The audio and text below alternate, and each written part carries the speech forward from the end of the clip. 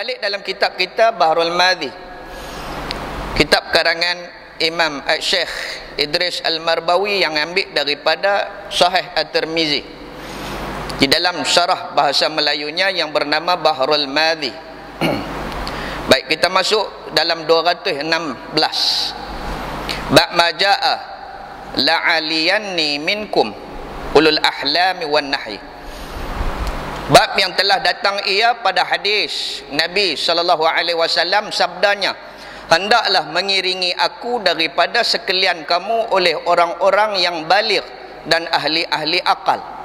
Siapa yang perlu kita ikut adalah orang yang sudah cukup umur yang jadi imam. Orang yang ahli akal, maksudnya dia pandai memikirkan, sekiranya berlaku sesuatu dia boleh tahu bagaimana cara nak buat. Muslimin yang dirahmati Allah, ketahuilah kiranya ya saudaraku, di dalam bab ini menyebutkan orang yang berdiri di dalam saf yang pertama di belakang imam itu, iaitu maulah berdiri sembahyang di situ oleh orang-orang yang ahli akal dan mempunyai ilmu. Jangan pergi letak budak-budak, jangan pergi letak orang yang suka pecah belah belakang imam. Jangan duk pergi letak orang yang tak cukup akal. Kalau tengok dari baju dia memang tak cukup akal. Pasal apa? Baju saja boleh menggambarkan ke tidak cukup akalannya. Pi pakai baju jin duk tengah pegang serampang mata tiga ditulis MU. Tu tak apa cukup akal lah tuan-tuan. Pasal apa? Bawa dalam sembahyang. Ikut Imam Syafi'i sah kalau jadi imam, sah sembahyang, tapi tak cukup akal. Tak adakah baju lain untuk dipakai dalam solat? Pasal apa? Waktu menghadap raja dia boleh pakai begitu punya segak, punya doa ada, tiba-tiba menghadap Allah Ta'ala, Tuhan Rabbul Alamin, tiba-tiba dia pakai macam tu saja. Muslimin yang dirahmati Allah, bersedia menghadap Malikul Muluk, bersedia menghadap raja segala raja. Maka mengapa perlu kita kata pasal apa doa aku tidak diterima? Kita selalu mengeluh, kita selalu melontarkan kata-kata mengapa doa aku tak pernah terima, tak pernah tak sembahyang, selalu sembahyang. Tetapi mengapa doa aku tidak diterima? Cuba tengok pemakaian kita. Apa persediaan kita untuk kita nak sembahyang? Persediaan kita mula daripada kita bangkit pada tidur.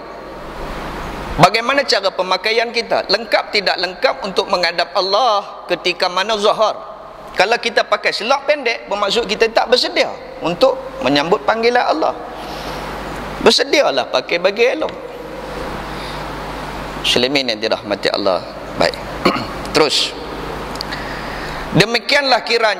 Demikianlah kiri kanan saf itu menurut atas qadar akal dan ilmu, yakni bahwasanya di belakang imam itu orang yang alim dan ahli akal ataupun ahli akal dan pandai harti perkara sembahyang imam dan makmum.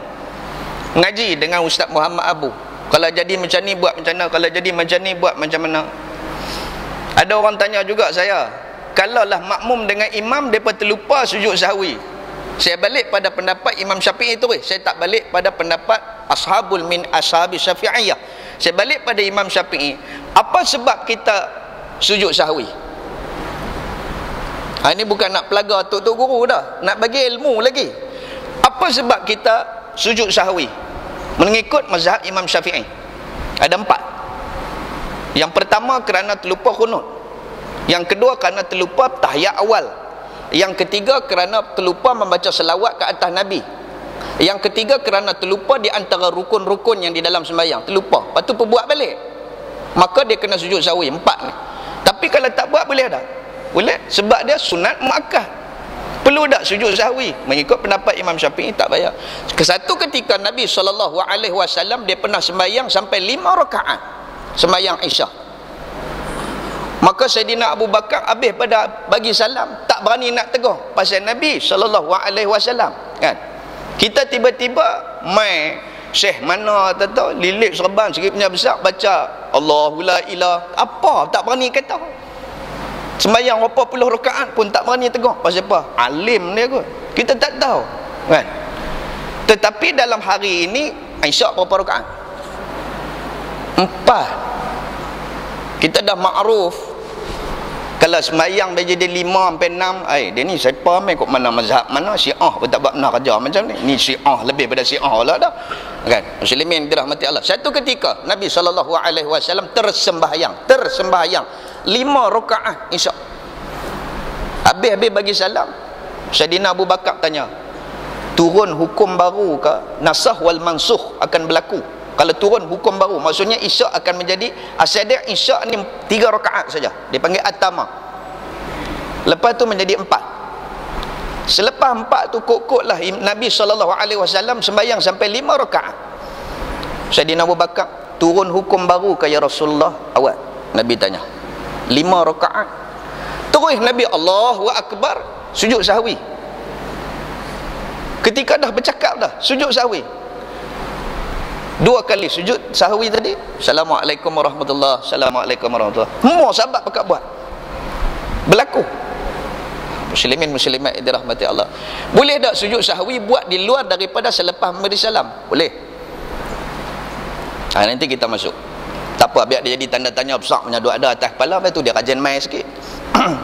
Mau dia duk tanya kerap sikit, tak apalah, maksudnya dia nak ambil tahu.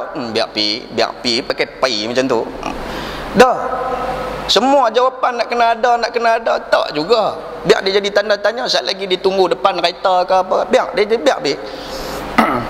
bagi dia rasa nak tanya. Hari ni tok guru cari anak murid, tu yang payah. Dulu anak murid cari tok guru, biar saat lagi dia cari kita. Muslimin dirahmati Allah. Ya, tapi tak payah tanya, dia akan main lah tajuk tu. Muslimin dirahmati Allah. Mai kasak malam ni. Tak padan dengan dia. Baik. Okey. Herti perkara sembahyang imam dan makmum. Tahu bab imam makmum bagaimana? Kita masbuk, kita muafiq, kita mufaraqah. Kita tahu nak buat macam mana dalam keadaan yang terjadi atas kita. Jangan pipi tengok-tengok, tu imam lepas dah 1 rakaat, ligan. Amboi sama dah. Pandai. Kan? Ataupun dia pipi duduk dengan ni, imam bagi salam, dia pun bagi salam sama. Relax. Siapa nak tanggung? Tok imam dia kata. Banyak sabit tok imam mabdan macam tu. Sebab tu kerja duk tanggung hang. Muslimin dirahmati Allah. Dah kena tahu. Perlu tambah tak perlu tambah. Orang herti tak herti. Pasal apa yang jadi tak herti? Pasal majlis ilmu tak mau nak main. Berapa orang yang boleh kira yang tahu masbuk muafiq? Tak ada. Apa itu mufaraqah? Tak ada. Mufaraqah dia ada 2, tuan-tuan. Yang pertama, mufaraqah dalam keadaan mengikut perbuatan imam, tapi sebenarnya dia bukan berimam dah, dia keluar daripada jemaah. Yang kedua iaitu mufaraqah, dia keluar terus. Nyong dia balik monyong. Muslimin dirahmati Allah. Dia keluar terus. Yang ada tadi rapat. Dia heran pasal apa keluar. Dia tak boleh.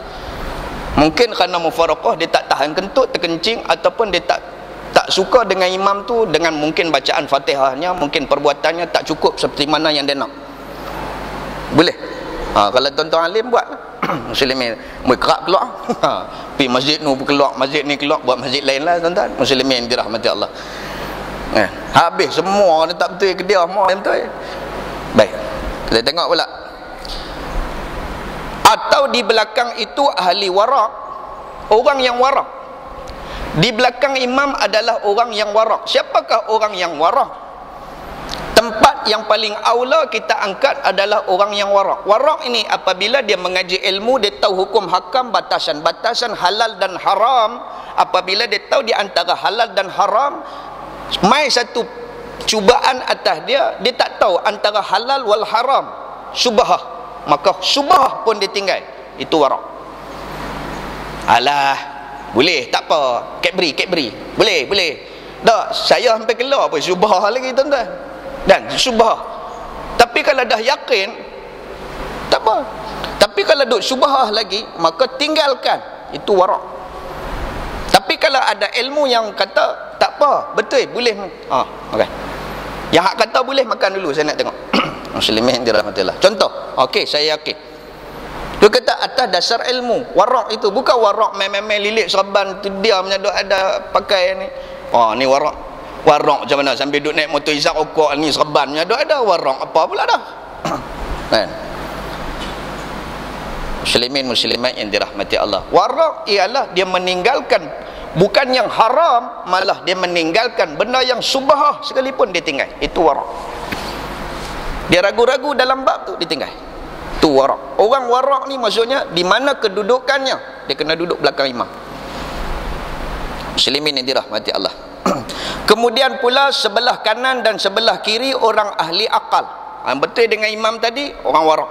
Sebelah kiri, sebelah kanan ahli akal, orang yang tahu hukum hakam.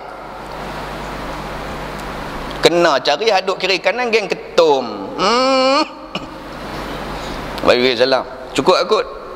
Tanya tarawih, tanya hak geng ketum. Cukup dah. Baru 2 rakaat cukup 20 kena kawan duk melayar otak tahu apa nak betul ni. Muslimin yang dirahmati Allah, iaitu orang yang kiri dan kanan, iaitu orang yang setaranya atau orang yang sedikit waraknya daripadanya dan solehnya. Tu syarat-syarat duduk dalam kawasan ni.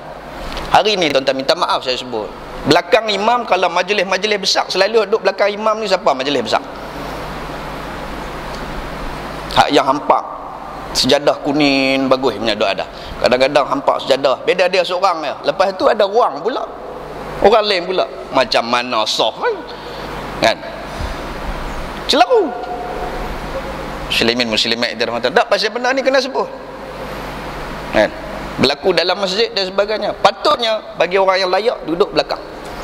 Kalau kita tak layak, kita mengundang. Kita layak hanya memerintah. Kita tak layak duduk dalam suasana begitu, kita duduk biar belakang pada tu. Kita sedar diri. Muslimin muslimat yang dirahmati Allah. Baik. Daripadanya dan solehnya, kemudian berdiri di kanan kiri itu orang-orang yang ke bawah daripada itu pula, demikianlah hingga akhir saf. Maka selayaknya lah duduk saf pertama dapat 3 keampunan daripada Allah yang telah didoakan oleh Nabi kita Muhammad sallallahu alaihi wasallam. Siapa yang duduk saf pertama, maka selayaknya lah orang yang mendapat saf yang pertama tadi, orang yang kita sebut tadi. Maka begitulah, kita tak layak duduk sebab kita tak warang. Keluar-keluar pada masjid, pam. Keluar-keluar pada masjid, pam. Maka kita tak layak duduk macam tu.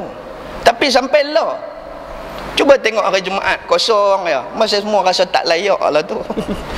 Kan? Kosong, mana pergi habis ni, ustaz-ustaz ni mana pergi habis. Kosong ya belakang untuk imam. Lagi tak tolak, lagi tak panggil. Heran tuan-tuan, heran. Kita dah bincang berminggu-minggu tentang bagaimana yang duduk saf pertama tadi. Rasa tak layak duduk betul imam, kiri dan kanan, itu saja. Tapi siapa yang tak penuh-penuh walaupun saf yang kedua yang mendapat keampunan, satu keampunan daripada Allah Subhanahu wa taala yang telah didoakan oleh Nabi sallallahu alaihi wasallam, pun tak ada orang. Yang ada geng Bangla. Orang baca khutbah, dia baca Quran. Puah, ambil cerita.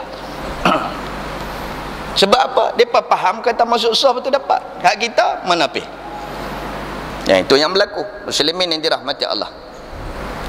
Maka dengan demikianlah disuruh syara dengan dalil hadis yang dikeluarkan oleh Imam At-Tirmizi. Kita nak bawa hadis hukum satu-satu tentang kedudukan.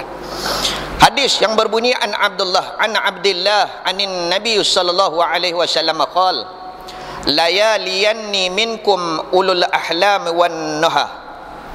Diriwayatkan daripada Abdullah bin Mas'ud radhiyallahu an, daripada Nabi sallallahu alaihi wasallam, sabdanya, katanya, hendaklah mengiringi akan daku daripada sekalian kamu oleh orang-orang yang ahli akal. Ahli akal ni ulama, cendekiawan, orang yang bijaksana. Dia duduk sana bijak, mai duduk tang ni tak bijak. Pasal bijak sana, bijak sini tak ada. Orang panggil apa yang tu? Tu jago kampung ya. Okey, dia sana pun bijak, sini pun bijak. Bijak sana, bijak sini. Okay. Dia tang mana pun dia boleh. Sebab apa? Dia tahu. Dia duduk tang mana wakil dia. Ini keadaan. Dia duduk tang ni, ni buat macam ni. Jangan jadi macam duduk di sini bawa macam ni, duduk di sini bawa macam ni, duduk di sini bawa macam ni juga. Jangan. Itu orang yang tak bijaksana nama dia. Di mana pun kita duduk, langit kita junjung, tang mana kita bertapak. Jangan kita bawa suasana tersebut di tempat orang. Kita kena ikut suasana orang, suasana tempat yang kita pergi. kalau suasana tempat yang kita pergi berlanggaran dengan akidah, maka tak perlulah. Tapi hanya berlanggaran bertembung khilaf pendapat mazhab, ikut je, tak ada apa tuan-tuan. Dia tak mau baca kunut, sudah. Dia tak mau baca Fatihah, celaru. Dia tak mau baca doa, tak apa. Mayang pakai lok pendek, celaru. Mereka kena tahu hukum lah. Tak apa tu imam mereka stay ke lok pendek kot. Belasa. Ni geng ketum lah tuan-tuan. Muslimin yang dirahmati Allah. Okey. Baik. Ahli akal dan yang pintar-pintar, kata Nabi, atau makna orang yang baligh dan ahli akal. Atau budak-budak jangan tak di belakang. Budak-budak tak sebelah kiri sikit ataupun sebelah kanan. Kalaulah kita dengan budak-budak. Itu ada cerita Malikah yang buat kenduri panggil Nabi SAW, Ibnu Mas'ud dan anak yatim. Ibnu Mas'ud duduk sebelah sini, Malikah iaitu nenek daripadanya, nenek menakan dia duduk sebelah ni. Cerita yang satu ketika pula bagaimana kedudukan yang Nabi tarik kepala Ibnu Mas'ud, tarik mengikut sini dengan tarik telinga dia. Bagaimana kedudukan imam dengan makmum tadi. Muslimin yang dirahmati Allah. Baik, dengan sepotong hadis inilah dalil atas suruh berdiri di belakang imam itu makmum yang herti hukum Allah dan berakal, memikirkan kebesaran Allah dan warak serta saleh, takutkan Allah, dan kemudian daripada berdiri menjadi makmum di belakang imam itu akan orang yang bersifat-sifat demikian. Kalau boleh. Tapi dah kalau tak ada, tak peraya. Pasal itu imam pun pakai lok jin, padahal hak belakang pun pakai lok setan. Habis. Tak apalah, sah kata Imam Syafi'i. Baik, tuan-tuan muslimin muslimat yang dirahmati Allah, dalam sistem akalnya kita tahu kata dia alim, kita tahu kata dia cerdik pandai, tetapi dengan pemakaiannya, dengan pemakaian yang kita pakai mengikut sunnah Nabi SAW, layak dia kita tolak dia jadi imam. Dia pakai seluar memadai, boleh dah? Tak layak kata Imam Syafi'i. Okey, ini kena ambil tahulah. Sebab ustaz mai tengok ustaz pakai luar, tak apalah ustaz, naik rokok sujud perak pi, nampak habis hak ustaz tu. Kan, bagilah. Tak boleh, tak layak. Sebab kena bagi yang pertama orang setempat, yang kedua orang yang layak naik adalah apabila dia mengamalkan pakaian sunnah Nabi SAW. Sebab keberkatan ada pada sunnah. Okey, semua kita nak bab-bab keberkatan dalam hidup hari ini. Muslimin yang dirahmati Allah, bersama-sama di hujung saf itu oleh orang yang terkurang daripada yang tersebut. Yang duk ujung orang yang kurang, pakai tongkat duk ujung, kenderaan berat ikut kiri. Kan, yang tak boleh nak berdiri betul, bawa apa duk kiri. Tiba-tiba dia bawa kerusi hak duduk, dia nak duduk belakang imam juga. Tak boleh pak cik, minta maaf, kenderaan berat ikut kiri. Dok, saya nak duduk juga tang ni juga. Tak boleh. Ni dia masjid aku tak mau pi. Tu dia lah ketegak pak cik. Dok, memang kena duduk. Kita tak mampu, kena duduk kiri atau kanan. Macam tu. Kita sedanglah diri kita ditinggi tang mana pun. Saya bawa dah tongkat tu, nak tunjuk kata tak mau duduk belakang tu, yang saya duduk tepi tadi. Muslimin dirahmati Allah, memang tak boleh lah, memang tak boleh kepak lah kaki pun. Okey, muslimin yang dirahmati Allah. Terus kepada sabda Nabi SAW, summal ladzina yalunahum summal ladzina yalunahum, artinya kemudian daripada telah berdiri segala ahli-ahli akal di belakang imam dan membetulinya, bolehlah berdiri di kiri kanan mengiringi ahli akal dan ahli ilmu itu orang-orang yang ke bawah sedikit daripada ilmu dan akal.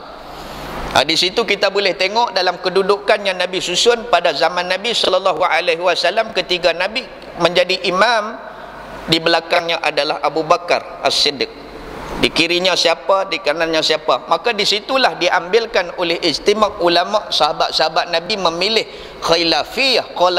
Ini khilafah setelah kematian Nabi, kewafatan Nabi SAW, ambil daripada hadis ni lah. Pasal apa Syiah tak mau pakai? Pasal apa tak tolak Ali ke depan? Sebab Ali tak pernah ada di belakang Nabi sallallahu alaihi wasallam. Ali tak pernah, tak layak duduk. Yang layak duduk di belakang Nabi adalah Abu Bakar As-Siddiq. Maka dialah yang layak. Dan ketika mana Nabi jatuh daripada kuda, kakinya terkoyak kulit daripada lutut sampai ke bawah, Nabi mula-mula sembahyang duduk. Nabi sembahyang duduk, sahabat semua ikut berdiri. Saya kita jadi tu imam sembahyang duduk, kita pun duduk sama pula. Tak boleh. Boleh tak sembahyang duduk? Nabi sembahyang duduk, semua pakat berdiri. Nabi rokok sedikit macam tu, semua pakat rokok betul. Boleh. Tetapi mengikut mazhab kita Imam Syafi'i makruh. Sebab apa? Itu Nabi SAW dalam zat dia. Dan satu ketika kegeringan Nabi SAW sebelum kewafatannya, maka disuruhnya Abu Bakar mengganti tempatnya. Nampak? Itulah dia tengok daripada kelayakan duduk di belakang-belakang imam ini. Kalau tuan-tuan rasa nak duduk belakang imam, isi borang siap-siap. Lepas dia, insuk aku pula jadi imam. Pejabat agama. Konsep dia lebih kurang macam tu lah. Tapi masalah hari ni yang kita nampak ialah pakat duk lawan tolak nak duduk belakang ni, belakang imam. Kalau boleh nak ambil hak yang kesaf ketiga, keempat. Why? Pasal apa saya tak tahu. Muslimin yang dirahmati Allah. Okey, baik, terus. Kemudian berdiri segala yang mengiringi mereka itu, demikianlah hingga akhir saf. Maka jadilah orang-orang jahilnya dan kurang akalnya tiada apa dijauhkan daripada imam, dan boleh ia sembahyang sebelah belakang. Baik masalah makmum ahli akal di belakang imam, dan sebab suruh syarak yang demikian itu. Kata Imam Nawawi di dalam hadis ini membilangkan bagi kita maulah melebihkan dan mendahulukan orang-orang yang afdal, kemudian orang-orang afdal yang dijadikan segala orang lebih akal dan ilmunya. Hari ni pun kita nampak belakang tu imam, selalunya kalau majlis-majlis besar kita pergi letak orang-orang kenamaan saja. Salah tuan-tuan. Sepatutnya pergi letak alim ulama dulu tang tu. Kiri kanan baru diapit oleh orang sedemikian rupa. Okey, muslimin yang dirahmati Allah. Dan pula barangkali entahkan berhajat imam akan orang yang mengganti imam. Kerana apabila imam yang di hadapan tadi tiba-tiba dia nak terkentut, tiba-tiba dia tak tahan sesuatu ataupun dia terpaksa uzurkan diri, dia tak boleh kata siratal ladzina an'amta alaihim. Tato muka duk cerot ni pasal apa? Nak terkentut tak tahan lah. Batai. Mana boleh macam tu? Mana boleh batai. Tak. Oh, ni pun tolong sambung. Siratal ladzina an'amta alaihim. An'amta alaihim. Dia ingatkan tu imam lupa. Bukan tu imam lupa, tu imam tak tahan. Kalau aku terus lagi pi. Tu imam pegang hidung. Hak belakang dia tahu dah. Pasal apa? Pasal apa tuan-tuan? Driver nak tukar waktu kenderaan duduk tengah berjalan, boleh kan? Tiba-tiba dia keluar belah kiri. Yang katanya ulama kata keluar belah kiri, ke depan atau ke kanan. Ke depan Imam Syafi'i tak bagi, keluar ke belah kiri, langkah belah kiri. Hak yang belakang tadi betul dengan imam, dia kena langkah selangkah, habiskan ayat tadi ataupun ambil daripada awal balik. Kalau dah habiskan, ambil surah saja, terus ya, boleh. Hak imam tadi dia canak lari pi, dulu lari. Boleh. Jangan dua kata batai. Pergi. Kalau Jumaat pergi tuan-tuan. Mana boleh mayang pula dah kali lagi. Pasal apa? Jumaat dia berlaku sekali ya. Tengah-tengah duduk sembahyang tuan-tuan terkentut. Maka saat lagi kena mayang apa pula? Zuhur lah cerita dah. Muslimin yang dirahmati Allah, tu kata kena tahu. Dan mata orang yang ada di belakang imam, kiri dan kanan pun kena perhati tiap-tiap perbuatan imam. Dia kena tahu apa dia perbuatan. Jangan dia duduk belakang imam, dia duduk bawa, dia duduk layan kepala dia seorang-seorang. Tu imam tak betul, dia tak tegur, dia nak kena dulu. Tak Tak subhanallah, tak tahu dengar di belakang. 3 kali dah habis dah tu. Tu imam pun nyamuk banyak kot malam ni. Siapa pun tak tegur, haduk belakang tu imam pun tak tegur. Dia duk layan ketum dia tadi pun tak habis lagi. Muslimin dirahmati Allah. Kan? Tu kata kena peka. Tengok apa perbuatan dan sebagainya. Cukup syarat, bila cukup syarat clear. Sah. Jangan tunggu sah waktu kad nikah lah. Tunggu sah ni maksudnya apabila selesai bagi salam sah. Lega tu imam tadi pada dia kena baring sungguh lah. Abang agaklah. Pasal apa? Ada lari sikit. Pasal apa? Perdu naik ke atas, pucuk turun ke bawah. Apa dia? Dia baca qul a'udzu birabbin nas rakaat pertama, qul a'udzu birabbil falaq rakaat kedua. Tu panggil perdu naik ke atas. Tahu? Rakaat pertama Fatihah, pertama Fatihah surah, lepas tu surah Fatihah, yang kedua dia baca alif lam mim. Okey. Tanzilul kitab, nah ambil. Mai hak rakaat kedua alif lam mim zalikal kitab pula. Noh dia pergi turun balik alif baqarah pula dah. Tu panggil perdu naik ke atas. Hak tu orang panggil kona baring. Amboi, sip baik. Kona baring tu. Maka hak di belakang tadi perdu naik ke atas. Fahamlah tu maksud dia. Sama-sama tegur kita lah. Okey, muslimin yang dirahmati Allah. Itu kata antara kita seronok dia bila dia jadi bukan kerana kita salah tak boleh lari pada salah. Dia memang akan berlaku salah, tetapi kalau sama-sama kita yang duduk, kita akan rasa manisnya dalam suasana tegur menegur dalam suasana begitu. Muslimin yang dirahmati Allah. Baik. Kata Imam Nawawi tadi kata yang berhajat imam akan orang yang mengganti imam di tempatnya pada masa datang uzurnya, sehingga tengah sembahyang pun berlaku uzur pun boleh. Hendaklah orang yang di belakang tadi orang kemah. Maka jadilah orang yang ahli akal dan ilmu itu lebih aula daripada yang kurang ilmu dan akal, kerana maqam ini ialah maqam ikutan.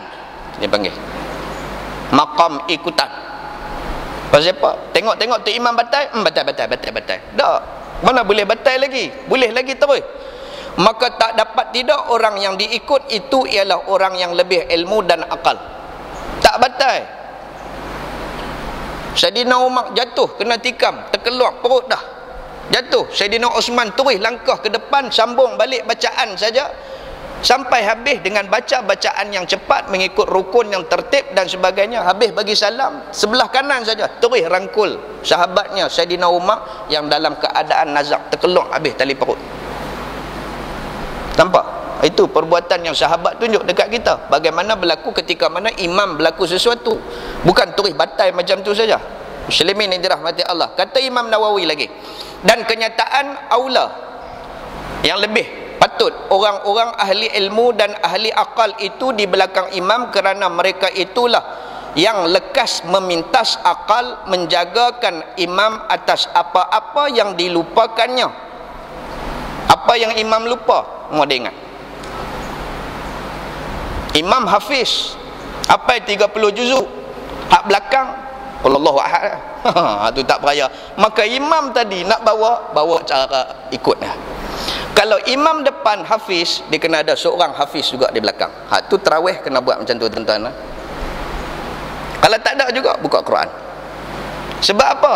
Hak belakang tu kau tidak tak ambil hafiz lah. Pasal dia aku bukan hafiz. Aku hafiz Fatihah. Dia kata. Kalau letakkan imam yang hafiz, tiba-tiba salah ayat dan sebagainya. Sedap dia baca. Rupa-rupanya tunggal langgang mabik kau mana habis. Duduk daripada juzuk pertama lari pergi juzuk 29 pasal ada ayat yang sama lebih kurang. Bam, dia pergi tembak tahun tu pula. Sedap ayat malam ni. Sedap sungguh lah. Dia kena ada juga. Kurang-kurang ada orang. Kalau tak ni pun, kalau seorang kena buka, ataupun seorang kena cek. Jangan dah buat main benda dalam bab-bab macam ni. Memang sah sembahyang, cuma berlaku kelonggaran, berlaku sedikit kecacatan, paradoks dia panggil. Lebih kurang macam tu lah. Kalau kita tak ambil, tak apalah tu imam kita hafiz, dia tahu semua lungguk kat tu imam, tak boleh. Muslimin yang dirahmati Allah. Baik. Tapi dah kalau kata kita salah seorang daripada imam kita yang ada hafiz, dia seorang ya, dan kita lantik dia sebagai imam. Dan tak boleh bawa ayat yang orang lain tak tahu. Dia teringin nak bawa ayat ni, kafa ya ain sad, nak meleleh dah sat lagi, jenuh. Pasal apa? Orang lain semua tak tahu. Kalau dia salah dan sebagainya ayat, duduk tengah-tengah li'ilah fi Quraish, no, dia pergi li'ilah lah, senang habis dah, dia lupa dah tajuk tang mana dia nak sambung. Jadi itulah dia jadi kejanggalan akan berlaku. Muslimin muslimat yang dirahmati Allah. Baik, terus. Yang lekas memintas akal menjaga akan imam atas apa-apa yang dilupakannya, dan orang yang daripada kurang memintas dan jaga-jaga, dan pula supaya mengelak dan memperhalus mereka itu akan rukun-rukun sembahyang dan kelakuannya. Ini akan jagalah kelakuan-kelakuan sembahyang, sebab di antara syarat-syarat sah dia ada 3. Yang pertama qauli, fi'li dan qalbi. Apa dia qauli? Perkataan. Apa yang disebut dalam qauli apa dia? Allahu Akbar. Tu kena jelas. Tak sah. Allah senang, tak sah. Tu qauli tu tak sah. Apa dia yang hang sebut?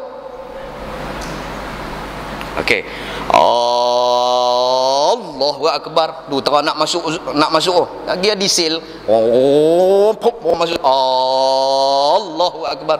Tu bukan kalimah alif lafzul jalalah, yang tu dia panggil istifham. Adakah Allah tu besar? Allahu Akbar. Salah. Kalimah dia Allahu Akbar. Sehingga Imam Syafi'i kata kalau tak boleh sebut Allahu Akbar, sebutlah yang boleh. Apa dia? Allahu Akbar. Sah. Awak orang Melayu tak boleh sebut ke? Main nak tampak mulut Allah menang, Allah menang awak. Boleh sebut. Kalau tak boleh sebut juga, sampai Imam Syafi'i kata apa yang maksud Allahu Akbar? Apa maksud Allahu Akbar? Allah Maha Besar. Tak boleh sebut Allahu Akbar. Allah Maha Besar. Sah. Pun sah. Tak boleh sebut ke? Main nak cek ke tak? Takkan tak boleh sebut kot. Budak keluar-keluar pun boleh sebut Allah pun boleh juga. Okey. Satu, qauli. Fi'li, perbuatannya. Perbuatannya ni akan diperhati oleh orang belakangnya. Rokok, sujud, kaki kepak tak kepak, semua kena ambil tahu. Itu fi'linya, perbuatannya, sehingga dia memberi salam. Qalbi, qalbi tak tahu. Qalbi yang ni hati, niat dan tertib. Okey, khusyuk termasuk tak? Ada disebut tak? Khusyuk, kalau tak khusyuk sah, tuan-tuan. Hati tak khusyuk, Bismillahirrahmanirrahim, orang sebelah tashwish. Bismillah. Kita duk berbetul, dia duk berderah. Kita berbetul, dia duk berderah. Andai celaru cerita ni. Tashwish nama dia.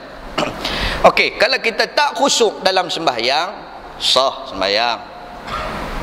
Tapi bagaimana hingga nak merasakan khusyuk seperti mana Sayyidina Ali? Bagaimana nak khusyuk seperti mana Sayyidina Ukasyah, yang terpacak di belakangnya anak panah, yang kalau tarik anak panah di mata dia macam tu, terpacak di tengah belakang, nak tarik terborai isi. So bagaimana nak rawatkan dia tanpa menggunakan alat-alat pekakas bius dan sebagainya? Dia kata tunggu Ustaz, dia baca-baca Quran, dia sembahyang, dia tengah-tengah sembahyang, sahabat cabut, dia bagi salam, cabut dah. Allahu Akbar. Tidak merasa kesakitan tersebut kerana khusyuknya pada Allah ketika mengangkat takbiratul ihram. Kerana apa? Tidak rasa apa langsung. Yang nak capai macam tu punya keadaan, yang nak capai macam tu, tinggalkan dunia. Tinggalkan dunia, zuhudlah kepada Allah, zuhudlah kepadanya, sehingga tidak merasakan keindahan dunia, merasakan keindahan yang sepatutnya, yang kita patut kita rasa, iaitu alam syurga yang menanti kita. Irji'i ila rabbiki radiyatan mardiyah fadkhuli fi ibadi wadkhuli jannati. Inilah dikata nafsul mutmainnah, dalam keadaan dia sembahyang, jiwanya, hatinya telah tenang sehingga tidak rasa apa pun. Tetapi nak tenang geno, kita baru nak belajar yang kawan tu siratal lazim. Tolonglah, kalau kita lebih tumpu kepada kekhusyukan kita sehingga kita mendatangkan ketidakkhusyukan orang lain, maka kita jatuh hukum atas kita. Yang kata nak mendatangkan khusyuk, yang datangnya tertib, yang disebut oleh Imam Asy-Syafi'i, mengatakan bagi sebut dengar di telinga sahaja, memadai. Ni dengar macam dengar earphone lah. Bismillahirrahmanirrahim. Allahu akbar tuan-tuan. Jangan kata sebelah, mudah sampai dinding pun dengar suara tuan-tuan. Ceklah bacaan tersebut, dengar yang bagaimana yang dengar di telinga untuk mendatangkan khusyuk tersebut, dan jangan sampai tak bunyi langsung. Itu bukan khauli, itu fi'li lagi. Menggerak-gerakkan bibir itu perbuatan, bukan perkataan. Itu perbuatan, itu bukan perkataan. Perkataan dia kena ada suara sedikit. Tu khauli, fi'li dan qalbi. Kalau kita hanya menjaga hati kita, kita hanya menjaga hak kita, maka kita dalam masyarakat macam tu. Tu yang parking ikut dan, tu yang bawa ikut dan, kata ikut dan dia. Macam tu, dia baca darah dia. Muslimin yang dirahmati Allah. So bagaimana kalau kita terduduk dengan orang yang taswis macam ni? Baik, makruh lah, makruh kita ganggu orang. Kalau orang yang macam ni, kita tahu dah saat lagi dia nak baca Fatihah selepas imam baca. Imam baca Fatihah, kita baca Fatihah sama, senang. Bismillahirrahmanirrahim. Bismillahirrahmanirrahim. Alhamdulillah, alhamdulillah. Ar-Rahmanir-Rahim. Sekali lagi, pulun lah baca seorang-seorang. Dia apa? Dah lah, kalau kita nak tunggu pula sekali lagi dia baca, kena imam baca. Sabbihisma rabbikal a'la alladhi, ayat tu panjang. Dia habis baca Fatihah, kita tunggu nak habis dia baca Fatihah. Biar. Kita pun nak mula baca balik. Bismillahirrahmanirrahim. Lah dia sambung pula dah sabihis tu imam baca. Kan? Alah. Bagus. Dia bagus kat dia lah, kita tunggang. Muslimin yang dirahmati Allah. Satu ketika Nabi SAW yang kita tengok dalam jamaah Nabi SAW dalam sembahyangnya, ketika sembahyangnya mereka ini, ketika sembahyangnya para sahabat Nabi SAW, hingga ditaukan, diceritakan dalam hadis, jarum jatuh atas batu, dengar bunyi ting, bermaksud kekhusyukan mereka tumpu pada mereka saja, tidak mengganggu orang lain. Kita tak peraya. Muslimin yang dirahmati Allah. Okey, tolong jaga hak orang lain dalam bab bacaan. Takat dengar di telinga dah. Cuma masalah yang sebegini, orang yang baca sehingga mengganggu orang lain, saya kata penyakit dia pekak. Itu ya. Sebab tu dia baca derah nak bagi dengar. Kan? Pasal saya dah hadapi dah masalah macam tu. Kita pun jadi imam, kita pun baca. Pak cik ni baca derah. Lepas baca saja sembang. Pak cik sihat ke? Sabit pun dia baca derah. Dia nak bagi dengar telinga dia tu pekah. Padahal tapi kan takkan nak kata pula. Muslimin yang dirahmati Allah. Kalaulah dalam keadaan Allah dah tarik nikmat telinga kita, kita baca dengan hati kita. Sebab dengan hati itu lebih mendatangkan kekhusyukan yang sebenar. Seolah-olah kita membaca. Dalam mata kita melihat Mashaf Al-Quran, kita nampak hati kita membaca. Itu adalah lebih baik. Kata Athaillah As-Sakandari, bacalah dengan hatimu, jangan baca dengan mulutmu. Itu ulama tasawuf. Kita baca dengan hati, kita baca dengan hati, kita baca Al-Quran. Mulut berbunyi bagi telinga zahir dengar, hati membaca bagi jasad ruh mendengar. Muslimin yang dirahmati Allah. Baik, kita teruskan lagi. Maka jika imam itu lebih sempurna pandai dan ilmu dapat mereka itu mengambil perhati dan belajar lihat rupa sifat sembahyang yang sempurna, kemudian diajar oleh mereka itu akan orang-orang, kemudian daripada ia mengamalkannya dengan sendirinya. Okey, letak imam yang betul-betul muktabar, yang dalam keadaan rukuknya, sujudnya seperti mana yang dituntut oleh Nabi SAW, maka selayaknya lah dia duduk depan. Sebab perbuatannya tadi akan diikuti oleh orang lain sebagai ikutan. Dia panggil taklid. Dia akan ikut sikit. Oh, rokok macam ni rupanya. Oh, sujud macam ni. Selama ni aku duduk sujud macam tu. Kan? Tahu sujud macam ni. Ni habis letak atas lantai. Tak boleh nak tuan-tuan, dia kena angkat sedikit. Jangan buat macam tu pula. Dia turun dulu, dia buat macam tu. Kawan lain main-main, noh, masuk celah ketiak dah, noh, turun balik macam tu. Amboi, dia letak dia macam mana, iaitu letak di antara bau tuan-tuan. Kembang sedikit untuk lelaki, rapat untuk perempuan. Yang paklong pula macam ni, yang maklong macam ni. Amboi, tunggang terbalik pula dah. Okey. Betul dengan bau. Bukan di sini, bukan di sini, bukan macam ni. Yang tu orang panggil kawai tempat. Dia ambil tak siap dah. Turun nak buat ni dia macam dia turun. Lepas tu kita hak sebelah ni pun macam tu juga. Kita buat macam mana? Kita buat macam mana? Pada takdir bubuh sigong kan tu, teng turun tak turun. Jaga sembahyang. Inilah kita dapat lihat mentaliti orang-orang Islam, bagaimana dia menjaga hak orang lain dan dia menjaga hak dirinya. 27 darjat akan naik kalau dia jaga hak orang lain. Kalau dia duk kira hak dia juga, maka dia takkan dapat juga. Muslimin yang dirahmati Allah. Baik. Maka jika imam itu lebih sempurna, pandai, habis dah. Dan supaya jadi mereka itu ikutan yang sempurna bagi orang yang dengan apa dah ni, if'al mereka itu, ini perbuatan daripada belakang. Inilah hikmah suruh syarak ke hadapan orang yang pintar-pintar. Bagi orang cerdik-cerdik, pandai-pandai duduk depan, orang belakang-belakang akan turut tengok. Bila letak orang hak tak reti duduk depan, hak cerdik-cerdik semua pergi duduk di belakang. Tiba-tiba tu imam buat tak betul daripada belakang bunyi. Lila, budio teguk dari belakang. Hak depan mana tak teguk pun. Tak reti. Dia hafal Fatihah. Muslimin dirahmati Allah. Celau.